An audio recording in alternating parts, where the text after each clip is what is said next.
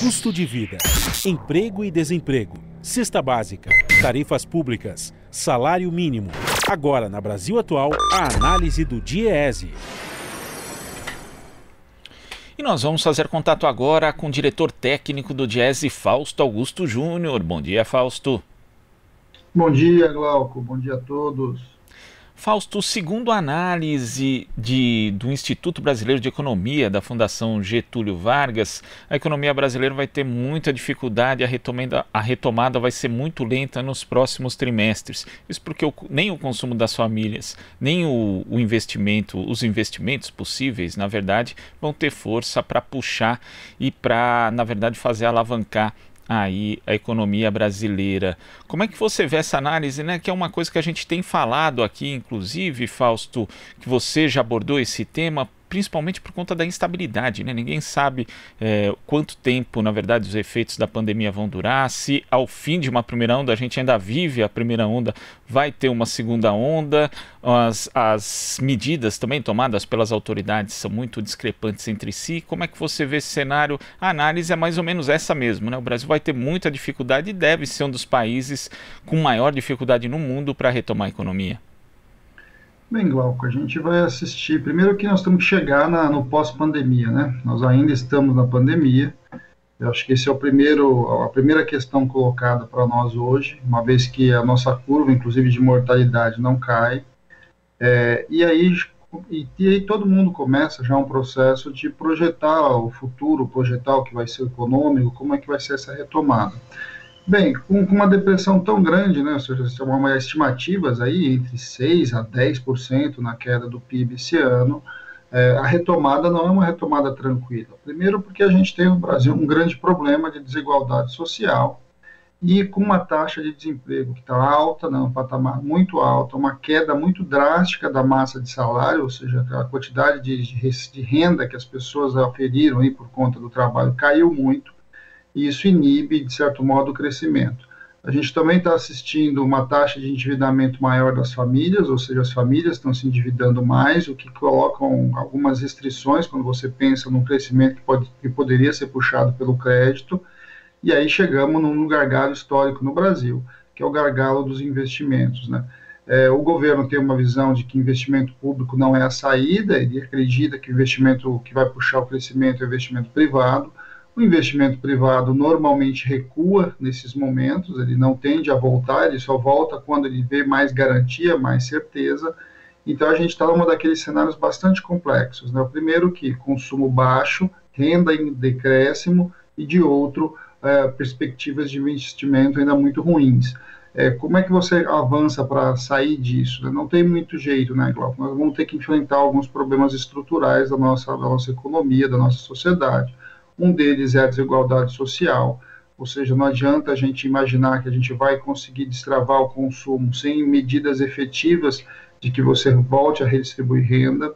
Você precisa de investimento público, de alguma forma o investimento público precisa puxar o investimento privado, então tem todo um movimento que você precisa construir nessa relação público-privado, de modo que o investimento possa retornar, e aí talvez você comece a gestar uma saída mais tranquila. É muito difícil imaginar isso já no próximo ano. Nós estamos, eu diria que hoje, com retorno, inclusive, de vários setores saindo do isolamento social, nós precisamos ver primeiro o que vai acontecer com isso do ponto de vista da disseminação dos vírus. A gente está vendo o que está acontecendo nos estados do Sul, que esse isolamento foi quebrado mais cedo, e agora nós estamos vendo o número de contaminação sendo ampliado, então acho que essa é uma questão para ser observada. Tem que ver se esse mesmo movimento vai acontecer nos grandes centros econômicos, que é São Paulo e Rio de Janeiro, porque eles influenciam diretamente os números da economia, porque são centros muito importantes do ponto de vista financeiro. Então a gente tem uma série de poréns ainda para pensar o pós-pandemia. Agora, estamos no linear, inclusive, de ver o que vai acontecer com o auxílio emergencial, porque o auxílio emergencial ele tem injetado recursos na economia e tem mantido minimamente a economia, em especial nas regiões mais pobres do Brasil. Então, acho que essa é uma questão posta para nós. Temos que ver se ele vai ficar só ao longo mais dos próximos 2 meses anunciados, ou ele vai ser estendido. Tem uma questão aí do complemento à remuneração do ponto de vista da redução da jornada, que é pela medida provisória 92.936, que eu acho que a gente tem que olhar também, ela ainda não foi renovada, então isso coloca uma pressão sobre um conjunto de empresas.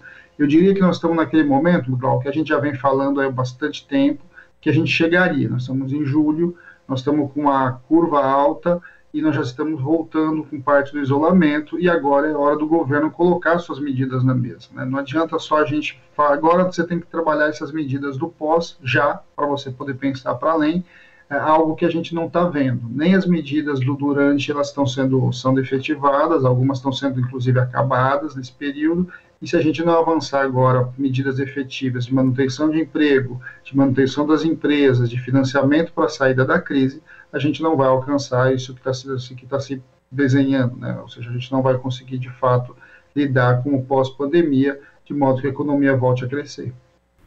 E esse cenário de incertezas, ele obviamente inibe os investimentos, tanto das pessoas daqui, né, dos empresários daqui, seja o pequeno, médio ou grande empresário, como também os de fora. Nós não sabemos ainda quanto tempo vai durar essa pandemia. Cidades que, na verdade, passaram a flexibilizar o isolamento social, muitas delas tiveram que voltar atrás, então a gente pode ter que conviver com esse vai e vem do distanciamento social em vários lugares do Brasil, então não existe certeza, e também não existe certeza, né, Fausto, em relação àquilo que o governo pretende fazer, porque o próprio auxílio emergencial, por exemplo, que seria uma medida que daria mais segurança para as pessoas, inclusive para estimular a economia, para que elas possam consumir, ninguém sabe quanto tempo dura, porque é sempre aprovado no solavanco, são 3 meses, depois são mais 2 meses, aí qual o valor vai ser, isso passa a ser discutido, também gera mais incerteza para quem recebe o auxílio emergencial. O ideal seria justamente ter medidas mais efetivas e de caráter mais permanente, não, Fausto? Não há dúvida, Glauco. Bem, a própria combate à pandemia deveria ter tido mais centralização, deveria ter tido mais planejamento, deveria ter tido um caminho em que você soubesse como as coisas aconteceriam. As medidas de enfrentamento à pandemia acabaram ficando por conta de estados e municípios, o que significou bastante descoordenação dessa ação. Isso criou muita dúvida, isso vem criando muita insegurança.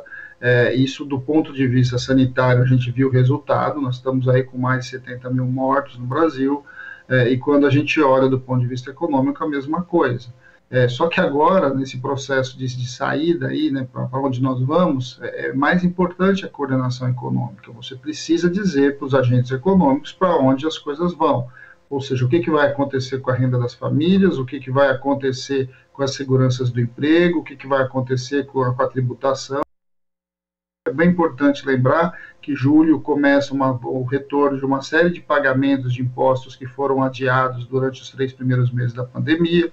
Não há uma discussão do governo se vai voltar, se vai continuar. Tem um embate hoje no Congresso em relação à medida 927. A 927 prevê, por exemplo, que o FGTS ficaria congelado, ou seja, o seu depósito até o final do ano. É uma emenda colocada agora pelo senador, aí você ouve o governo dizer que vai vetar isso e as empresas precisam resolver a sua conta de folha. Elas estão tomando decisões de investimento, de manter as pessoas, de demitir as pessoas, e tudo isso fica nesse ensaio que a gente de fato não sabe para onde vai. Insegurança não é bom para a economia. Todas as vezes que você tem insegurança, os agentes econômicos, que são as empresas, que são as famílias, que somos cada um de nós, a gente adia a compra, adia a troca do carro, adia a compra da geladeira, adia o investimento em máquinas, em equipamentos, o investimento em contratar pessoas. Tudo isso está colocado para agora, né? Como o governo não apresenta esse plano, o que a gente ouve, na verdade, é um conjunto de Cs. Então você ouve que o governo está fazendo isso, ouve que está passeando aquilo quando chega no Congresso Nacional se transforma normalmente em alguma outra coisa, e além do que a gente sabe que o receituário é sempre o mesmo. A aposta do governo é reduzir impostos sobre o trabalho, retirar direitos trabalhistas, não investir e avançar nas privatizações. Quer dizer, quando a gente olha para esse cenário, pensar num crescimento, uma saída da crise muito rápida é bastante improvável. O que a gente imagina é que a gente deveria seguir um outro caminho, um caminho que garantisse mais direitos, que garantisse renda, que minimamente distribuísse renda e que o Estado impulsionasse o investimento, ou seja, que ele minimamente apontasse para onde o país vai e, nesse sentido, as coisas caminhariam para uma volta à sua normalidade. Acho que isso está bem longe de acontecer, Glauco. Infelizmente. Fausto, muito obrigado pela sua participação aqui no Jornal Brasil Atual e até a próxima. Até a próxima, Glauco, e bom dia a todos. Bom dia. Conversamos aqui com o diretor técnico do Diese, Fausto Augusto Júnior. Você está ouvindo Jornal Brasil Atual. As notícias que os outros não dão.